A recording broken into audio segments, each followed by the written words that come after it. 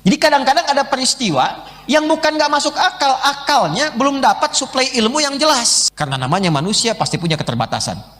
Maaf, Anda punya mata? Terbatas tidak? Jadi kalau mata terbatas, telinga terbatas, kenapa akal Anda nggak mau terbatas? Perhatikan, di situ diterjemahkannya kalimat ya'lamun dengan meyakini. Jadi ilmunya dibimbing oleh imannya. Perhatikan baik-baik ya. Di orang beriman itu senantiasa mendahulukan imannya dalam setiap perkara. Walaupun nanti ilmunya karena tipis ilmu belum banyak sehingga belum mampu membantu logikanya untuk mencerna, dia dahulukan imannya. Iman dulu, yakin dulu, baru hikmah datang membantu akalnya untuk memahami itu. Karena ada beberapa peristiwa dalam kehidupan, kadang-kadang akalnya belum bisa nangkap. Tuh, akal belum nangkap. Bukan karena nggak masuk akal, karena akal itu tergantung suplai informasi yang masuk ke dalamnya. Kan awalnya data, ya kan? Diolah di akal ini, data ini menjadi informasi. Nanti diterjemahkan ini menjadi knowledge. Dari knowledge diterjemahkan ke bagian tubuh kita menjadi sikap, dibimbing. Ini yang harus kamu lakukan. Ya, nah kadang-kadang proses di akal ini, kalau informasinya datanya kurang lengkap, maka akal ini akan mempertanyakan, ini nggak masuk akal nih. Jadi kadang-kadang ada peristiwa yang bukan nggak masuk akal, akalnya belum dapat suplai ilmu yang jelas, belum dapat informasi yang utuh sehingga belum bisa nangkap.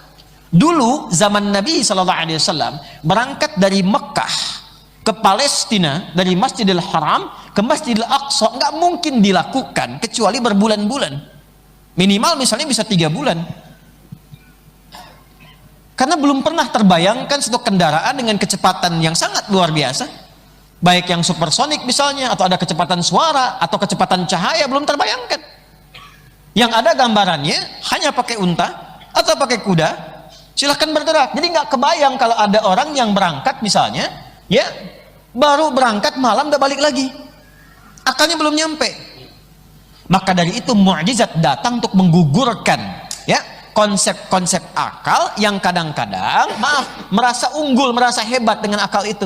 Maka terkadang datang dalam agama ketentuan yang ingin mengembalikan akal pada tempatnya.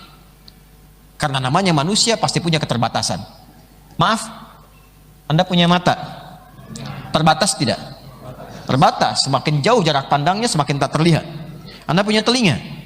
Terbatas tidak? Di bawah 20 Hz, di atas 20.000 Hz gak akan terdengar, ya kan? Mata Anda terbatas, telinga Anda terbatas. Anda punya akal? Punya. Jadi kalau mata terbatas, telinga terbatas, kenapa akal Anda nggak mau terbatas? Karena itu orang yang selalu hebat mengatakan akalnya luar biasa, logik dan sebagainya, kadang-kadang Allah datangkan sesuatu yang di luar kemampuan akalnya untuk menunjukkan kamu itu manusia yang terbatas. Maka saat akal tak mampu mencerna, gunakan iman untuk memahami itu semua. Karena itu kalau Anda mendapati dalam kehidupan hal-hal yang sekiranya belum mampu ditangkap oleh akal, logika Anda belum masuk ke situ, tapi dia tertuang dalam ayat, dalam hadis, jangan ditolak dulu, imani dulu.